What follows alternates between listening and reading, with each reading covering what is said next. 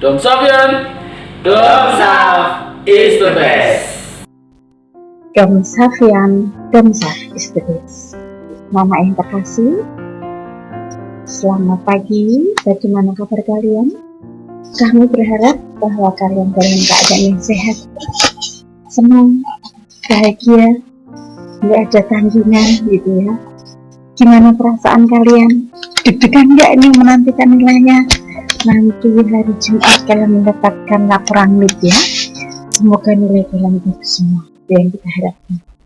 Oke, untuk pertemuan kita pada pagi hari ini, untuk daring kita akan melanjutkan tema kita yang kemarin tentang bullying.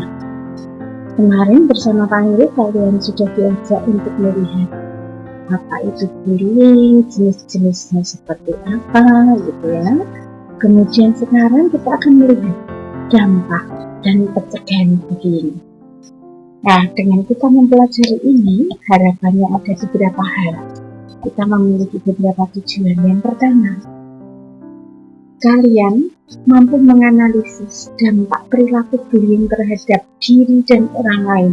Artinya kalian bisa memikirkan, kalau aku berbuat seperti ini, dampak untuk diriku apa, dampak untuk orang lain apa, gitu ya. Kemudian yang kedua, peserta didik menciptakan situasi supaya tidak menjadi korban bullying. Ya, kemarin kan juga sudah dibahas mengapa seseorang itu dibully, gitu ya. Maka kita harus menciptakan situasi di mana tidak ada peluang orang lain untuk membuli kita, gitu ya. Kemudian yang ketiga, peserta didik mengarahkan diri hidup beretika dalam kehidupan sehari-hari. Tema besar kita adalah hidup yang beretika. Kemarin kita sudah melihat apa itu pengertian etika gitu kan ya, ciri-ciri orang beretika seperti apa. Nah, kalau bullying artinya kan bertentangan dengan etika gitu kan ya. Maka kita nanti bisa mengarahkan diri kita supaya dalam kehidupan sehari-hari kita memiliki hidup yang bagus ya. Nah, sekarang mari kita lihat dampak bullying itu apa saja. Pertama, bagi pelaku itu sendiri dampaknya apa? Yang kedua, korban yang mendapat perlakuan itu akan seperti apa? Yang ketiga, penonton. Nah ini, kadang-kala ini lepas dari pemikiran kita bahwa penonton itu juga meskipun dia hanya melihat, itu memiliki dampak, ya, dia terdampak juga. Padahal mungkin mereka kan tidak sengaja melihat itu. Ini dampaknya ada 3. Nanti kita akan melihat ini, pelaku, korban, dan penonton. Mari kita lihat satu persatu. Sekarang dari pelaku dulu. Biasanya pelaku ini memiliki tingkat kepercayaan diri yang tinggi, bahkan terlampau tinggi, ya. Merasa harga dirinya itu tinggi dibandingkan teman-teman lain. Maka kemudian dia bisa mengintervensi, memerintah, mengajak teman untuk melakukan sesuatu hal yang tidak baik terhadap teman yang lain, ya. Nah ini, jadi pelaku ini biasanya penguasa gitu ya, bisa mempengaruhi orang lain. Dia berwatak keras, memiliki kekuasaan ini. Berwatak keras, tidak memiliki empati ya. Seandainya aku seperti itu kan gimana gitu, dia nggak punya. Emosi yang tidak terkontrol, gampang mempan, gampang merasani gibah gitu ya. Ini gampang menyakiti, ya, tidak memiliki kendali dalam emosi. Keinginan untuk mendominasi dalam segala hal, pengennya itu yang terwah gitu ya di hadapan teman-temannya, sehingga menghalalkan segala cara untuk mewujudkan tujuannya itu, supaya aku diakui oleh temanku, maka aku. Nah ini mungkin mengajak orang lain untuk gibah, mengajak orang lain untuk ngeprank. Nah ini kemarin kan juga prank termasuk, ya, termasuk di situ. Ya. Bully kan kemarin juga jenisnya macam-macam, bukan hanya fisik kan, perkataan, jari-jari kalian, jari-jari kalian mencap-mencap tombol huruf gitu ya, jadinya chatting itu. Jadi hal-hal yang kayak gini juga. Kemudian tadi dikatakan bahwa pelaku merasa memiliki kekuasaan. Bila pelaku bullying terus didiamkan tanpa intervensi dari pihak lain tanpa dihentikan, maka perilaku negatif itu akan selalu terbentuk. Kemudian dia akan menyalahgunakan kekuasaannya itu. Misalkan kalau ada PR itu kerjain, kalau nggak kamu kerjain maka bla bla bla bla. Teman-teman, nah ini termasuk. Ini contoh aja. Dia memiliki kekuasaan. Dan itu nanti kalau dibawa terus-menerus maka itu akan menjadi habitnya, akan menjadi kebiasaannya, dan itu akan terbawa di masyarakat. Dan yakinlah, orang yang seperti ini mungkin orang lain takut, tapi orang lain tidak akan respect terhadap dia. Sebetulnya secara harga diri, secara kepercayaan diri, anak-anak yang seperti ini, orang yang seperti ini biasanya rasa kepercayaan dirinya malah rendah. Maka dia untuk meninggikan, merasa tinggi harga dirinya, rasa percaya dirinya, maka dia kemudian berbuat hal yang tidak baik supaya diakui oleh orang lain. Ya ini pelaku seperti ini biasanya. Kemudian yang kedua, akibat bagi korban. 1. Cemas. Dia tentunya nggak perasan di kelas, bertemu dengan temannya yang juga membuli, dia juga merasa nggak nyaman. Ini di ilustrasi ini juga ada yang sebelumnya. Yang jelas bagi korban ini efeknya negatif semua, sakit fisik. Nah, kalau di domsa ibu pernah menemukan anak pagi bangun tidur badannya itu panas, dan memang betul panas, kemudian muntah-muntah, kemudian dia nggak masuk sekolah. Begitu dia diizinkan tidak masuk ke sekolah, pukul 9 suhunya turun, dia sudah nggak sakit lagi. Dan ini terjadi berulang-ulang beberapa kali. Setelah kami lihat, ternyata kenapa dia takut masuk ke sekolah. Karena apa? Karena ada temannya yang selalu mengejek dia. Nah ini sakit fisik. Jadi bukan hanya kemudian secara psikologis, sebetulnya ini psikis yang karena pengaruh fisiknya. Kalau sakit fisik bisa jadi karena misalkan gurunya itu dalam bentuk fisik dipukul, ya, ditendang, dijotos, ya. Kemudian sakit fisik beneran ini ya. Menyendiri, biasanya dia kemudian suka menyendiri, prestasi turun. Karena apa? Dia tidak memiliki kebanggaan terhadap dirinya. Dia tidak merasa percaya diri. Mau berprestasi, temannya menekan dia, misalkan dia mau bersuara, mau menjawab pertanyaan guru, teman yang lain, alah kamu kok bisa, misalkan. Nah ini kan juga salah satu bentuk ya, cover balas gitu ya, balas dendam. Nah ini juga misalkan ada orang yang selalu kena bully, maka kemudian dia ingin membalaskan pada orang lain. Belum tentu pada yang memberi bulian dia, tetapi pada orang lain melakukan hal-hal yang serupa untuk pelampiasan. Kemudian depresi, ini berat ini. Ya, dalam arti misalkan dia sudah tidak ada rasa cemas, ada menyendiri, kemudian prestasi turun, ingin membalaskan dendam seperti itu. Depresi ini biasanya tinggi akhir karena sangat dia tidak kuat, kemudian dia depresi, bisa jadi kemudian bunuh diri. Ini yang terjadi di masyarakat kita. Kalau di berita-berita mungkin kalian dengar berkaitan dengan anak yang tidak punya HP, kemudian dia dibully temannya, dia minta orang tuanya untuk dikasih, kemudian dia bunuh diri. Kenapa? Karena dia tutup hati itu. Contoh lain misalkan kalau prank, nah ini prank di dalam mungkin itu sebuah aktivitas ya, kegiatan yang Ini kan guyonan, mungkin kalian mengatakan seperti itu. Tetapi perlu sangat hati-hati. Pilih bahan gurauan yang tidak membahayakan orang lain. Nah, dan diri sendiri tentunya. Orang lain berbahaya, diri sendiri pasti akan terseret. Contoh misalkan kalau di kelas, kalau di bangsa, itu biasanya mendapatkan ini beberapa kali, kalau saat ini sih enggak ya. Contoh misalkan teman mau duduk, kursinya ditarik, tengok dulu. Ada teman yang dimarah-marah, ternyata dia. Oke, pilih kegiatan yang benar-benar bisa dipertanggungjawabkan. Apalagi kalau misalkan ngeprank gitu ya, jangan sampai kemudian sangat membahayakan jiwa. Ketika kalian kelas 8 itu masih betul, kalian kelas 8 semester itu yang anak Jogja itu ya, dia ulang tahun, temannya perlu memberikan kejutan dalam perjalanan pulang ke rumah si teman yang ulang tahun karena ibunya masak-masak gitu ya. Ini tidak di kota anak di Jogja gitu.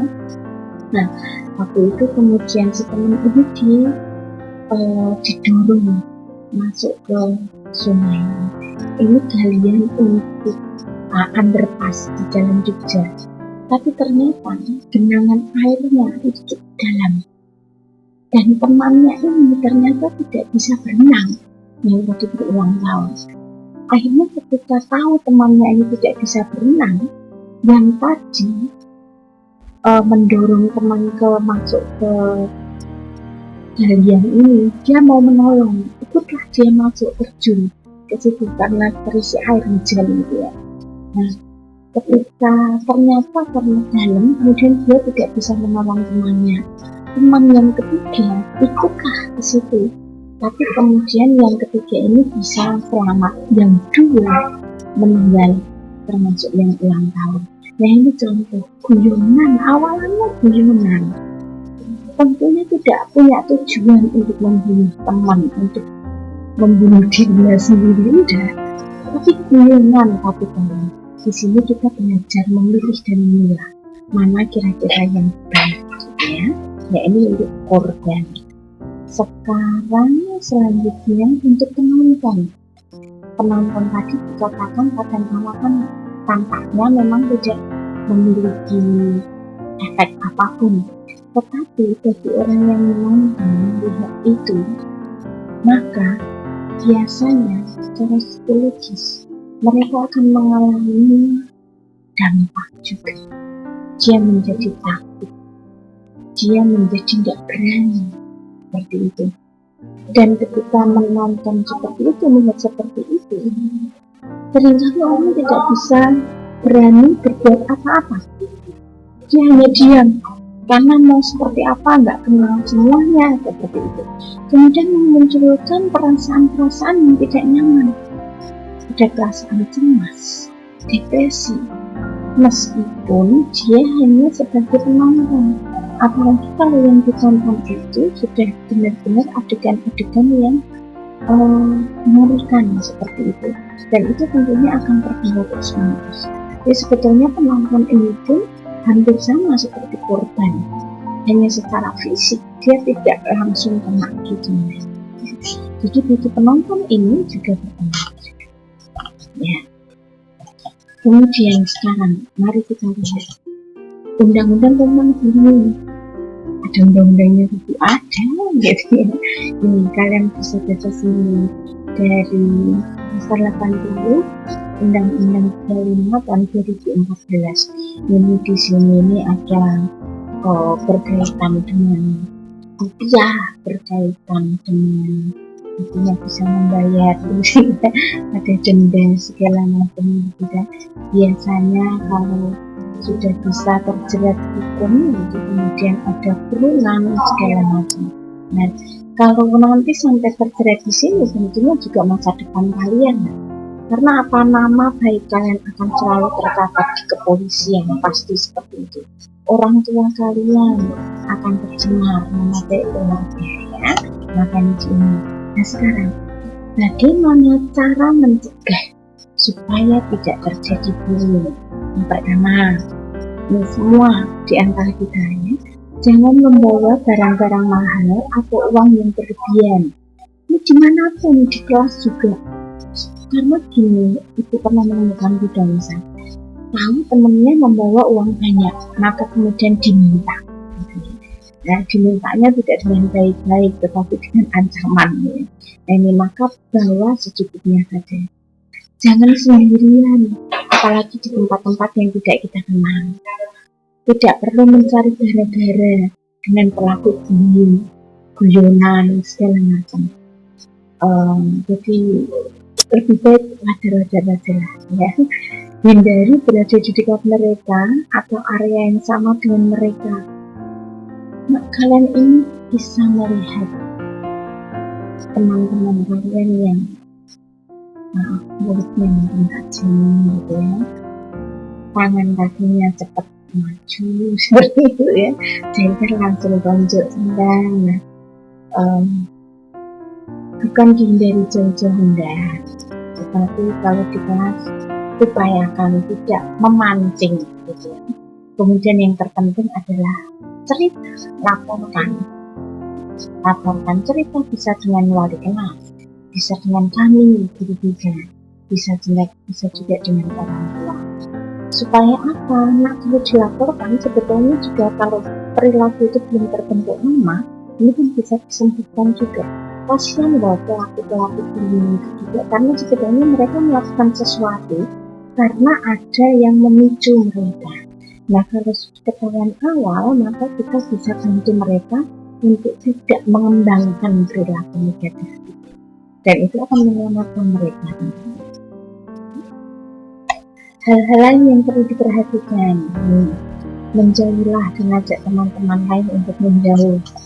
Ya. Tidak usah ikut membuli secara verbal. Tampil percaya diri, nak. Kalau kita tampak percaya diri, maka orang lain tidak akan neko-neko gitu ya. Tetap tenang. Ya. Jangan mudah terpancing. Ya. Kalau mudah terpancing, nanti semua yang memancing gitu ya. Kalau misalkan melihat, kalau kita bisa menolong, silahkan ditolong. Dan kalau itu di kelas, di lingkungan sekolah, kalian pun bisa. Kalau di luar sekolah ya itu juga tidak menyarankan untuk selalu menolong, lihat situasi dulu gitu ya. Jangan sekali melawan diri jika siswa tidak yakin akan cukup aman melakukannya. Nah, yang tadi lakukan perlawanan hanya sebagai alternatif terakhir. Catat tempat-tempat yang sering menjadi lokasi bullying dan hindari itu gitu ya, tadi kan sudah ada ya. Kemudian catat tempat-tempat menjadi lokasi bullying. Ya, ini tadi sudah. Jangan takut untuk melaporkan perilaku bullying. Nah, ini ada orang tua, ada guru yang kita. Ya, jika kejadian bullying yang dialami tidak bisa hanya ditangani pihak tertentu, laporkan pada pihak yang berwajib. Kalau kalian pada orang tua, pada kami guru. Nanti misalkan itu perlu ke tingkat lebih tinggi lagi, maka kami akan melakukan. Gitu ya. Kemudian jangan diam ketika mengalami ketidakadilan. Bukan selalu kemudian harus membalas mudah, tetapi tidak diam itu artinya misalkan menceritakan pada orang lain. Jadi nanti menolongnya bukan hanya menolong kalian yang tertolong, tetapi si dia pun dan penonton pun gitu ya, orang lain tidak akan melihat kekerasan. Yang melakukan kekerasan juga tidak akan kemudian berkembang perilaku itu. Bagi pihak yang berwenang di sekolah, lakukan penanganan. Nah, ini kalian juga di Domini Pusaka ini ada aturan-aturan jelas, tata-tatanya jelas seperti itu. Ya. Jadi saya rasa lakukan saja sesuai dengan aturan itu. Ya. Tidak perlu membuli. Satu dengan yang lain kita bersahabat. Kalau kita lihat kelemahan orang lain, kita pun juga menjadi lemah. Dan memang kita tidak bisa memaksakan orang lain sama seperti kita. Enggak. Kita memiliki banyak perbedaan. Itu kalau hanya dari tangan aja dilihat, itu warnanya sudah bermacam-macam gitu ya. Apalagi sikap dan karakter. Budaya kita di Domini Pusaka ini macam-macam. ya, dari suku bangsa apapun ya, kita saling menghargai satu dengan yang lain. Pada intinya kita kembali ke tujuan awal hidup kita beretika. Ada aturan, lakukan aturan itu, maka Anda akan diterima oleh banyak orang lain. Anda tidak akan mendapatkan masalah dengan aturan. Di sini untuk berpesan, nggak usah saling membuli satu dengan yang lain, nggak usah ngeprank ya, nggak usah. Jadi jadilah teman satu dengan yang lain, bersahabat jauh lebih menyenangkan gitu ya, daripada nanti membuli. Bully itu puasanya puasa membuli, tapi setelah itu mendapatkan masalah itu pasti ya. Apalagi semua lini kehidupan kita, aspek kehidupan kita itu sekarang ada undang-undangnya. Perkataan, chatting kalian, media sosial, segala macam ini ada undang-undangnya. Jadi mari kita hidup berdampingan satu dengan yang lain, saling menghargai satu dengan yang lain. Terima kasih atas kebersamaan kita pada pagi hari ini. Jangan lupa ya nak, refleksi gitu ya, nanti diisi kemudian dikumpulkan. Kalau ada masalah sekali lagi hubungi kami, bisa Pak Hari, kalau kita dengan Pak Hari, Pak Andre, bisa dengan Pak Andre, saya pun juga bisa gitu ya. Jadi silahkan kalian berkomunikasi. Yang penting adalah memberitahu, berbicara seperti itu. Oke, terima kasih anak-anakku semua. Sehat selalu, jaga ya, jaga diri baik-baik, dengar selalu nasihat orang tua gitu ya, dan jadilah pribadi yang bahagia. Dom Safyan, Dom Saf is the best.